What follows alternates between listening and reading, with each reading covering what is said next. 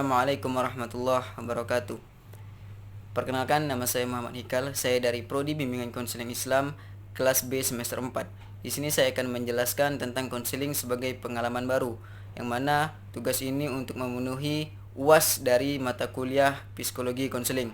Teori konseling umumnya sepakat bahwa konseling yang efektif harus menjadi pengalaman yang baru atau hubungan yang unik dalam kehidupan konseli. Artinya, teori konseling pada umumnya yaitu seorang konseling atau seorang konselor memberikan bantuan kepada seorang klien atau kepada seorang konseli yang mempunyai suatu permasalahan tertentu atau permasalahan yang dialami oleh konseli. Ketika seorang konselor memberikan bantuan kepada seorang konseli, disitulah adanya proses perubahan perilaku tingkah laku dari seorang konseli, yang dimana proses tingkah laku tersebut yang mana sebelumnya dia tidak mendapatkan hal itu, ketika seorang konselor menjelaskan atau memberikan bantuan, jadi perubahan atau tingkah laku dari seorang konselor itu berubah. Itulah yang disebutkan pengalaman baru atau hubungan yang unik. Di sini dijelaskan dalam konseling, konselor harus mampu menciptakan interaksi konseling sedemikian rupa sehingga pada akhir proses konseli memperoleh sesuatu yang belum pernah mereka miliki sebelumnya. Nah, di sini dapat disimpulkan bahwasanya setelah proses konseling berjalan dengan baik, berjalan dengan lancar, seorang konselor memberikan motivasi, memberikan pengetahuan-pengetahuan yang dimilikinya terhadap seorang klien, terhadap seorang konseli. Di situ pada akhirnya konseli akan berpikir bahwasanya dia akan melakukan perubahan tingkah laku atau perubahan dari individunya sendiri. Itulah yang disebutkan dengan disebutkan dengan konseling sebagai pengalaman yang baru. Kemudian di sini dijelaskan ada 6 macam pengalaman baru yang dapat diperoleh konseli melalui proses konseling, yaitu yang pertama mengenal konflik internal, yang kedua menghadapi realitas, yang ketiga mengembangkan tilikan, yang keempat memperbaiki konsepsi-konsepsi yang keliru, yang kelima memulai suatu hubungan yang baru, dan yang terakhir adalah meningkatnya kebebasan psikologis. Nah, di sini saya akan menjelaskan satu persatu dari 6 macam tersebut yang saya sebutkan tadi. Yang pertama adalah itu mengenal konflik-konflik internal. Artinya konseling membantu orang untuk mengenal bahwa masalah-masalah yang dialaminya sesungguhnya benar-benar yang berada pada dalam diri seorang klien atau seorang konseli. Artinya konselor harus meyakinkan bahwasanya semua permasalahan yang dihadapi itu berasal dari diri konseli, bukan dari oknum-oknum lain, bukan dari luar, bukan dari konflik-konflik di luar, melainkan yang ada dalam diri konseli. Makanya timbul suatu permasalahan. Yang kedua, mengembangkan tilikan. Artinya yang kedua menghadapi realitas. Banyak orang menghadapi berbagai masalah dalam dirinya karena kekurang mampuannya untuk menghadapi realitas. Artinya banyak permasalahan-permasalahan yang muncul kepada seorang klien atau kepada seorang konseli akibat konseli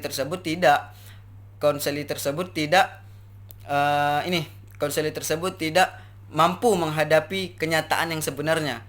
Kenyataan sebenarnya tidak mampu dihadapi oleh konseli sehingga timbullah permasalahan, yang mana permasalahan tersebut timbul dari diri konseli seperti yang saya sebutkan tadi. Kemudian yang ketiga itu mengembangkan tilikan.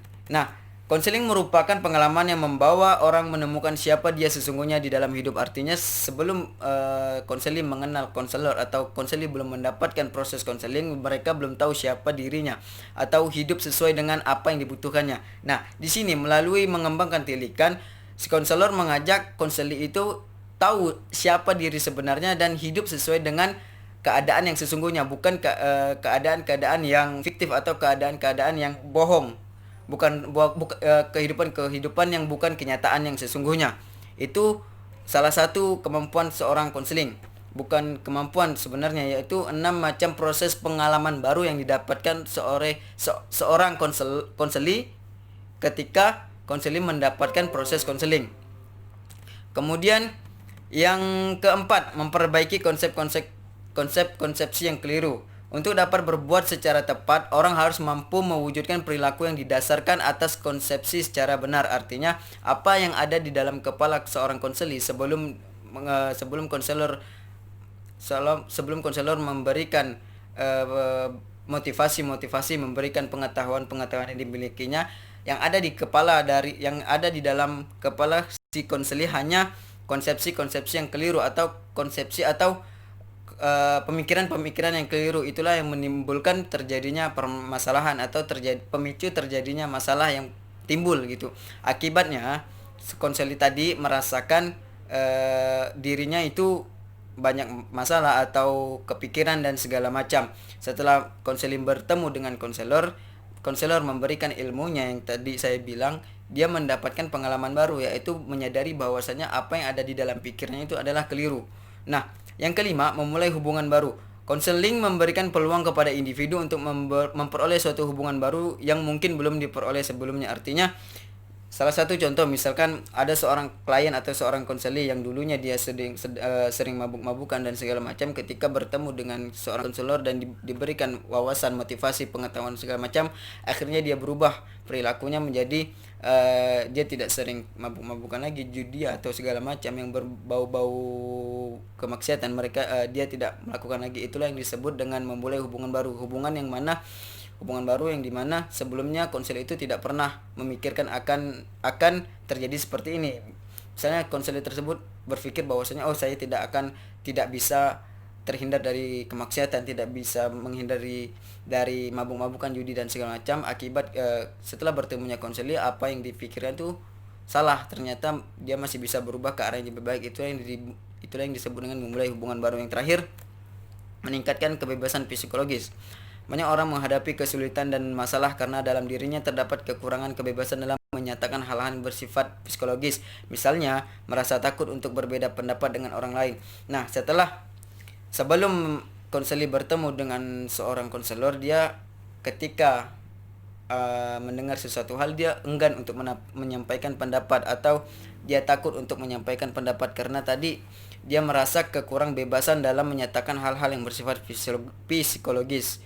Kemudian setelah dia datang kepada seorang konselor dan mengalami proses konseling dan diberikan wawasan seperti yang tadi saya bilang terhadap wawasan atau ilmu yang diberikan oleh konselor kepada konseli, maka konseli itu merasa bebas untuk berpendapat, tidak takut-takut lagi untuk berpendapat.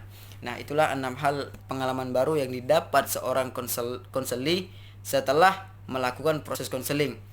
Nah, dalam proses konseling ini juga seperti yang kita ketahui sebelumnya, yaitu membantu seseorang untuk menuju ke arah lebih baik. Artinya dari perkataan jauh lebih baik dapat kita tarik kesimpulan atau dapat kita tarik garis bawah bahwasanya itu adalah hal yang sangat penting yang dilakukan. Tujuan yang sangat penting yang dilakukan oleh seorang konselor untuk menangani kasus seorang konseli. Ini mana jikalau seorang konseli tidak bisa menemukan pengalaman baru, berarti ada yang salah dalam teori-teori atau dalam pemberian bantuan atau atau dalam memberikan motivasi, memberikan ilmu terhadap konseli. Mungkin itu yang dapat saya sampaikan, kurang dan lebihnya mohon maaf. Billahi taufiq wal hidayah. Wassalamualaikum warahmatullahi wabarakatuh.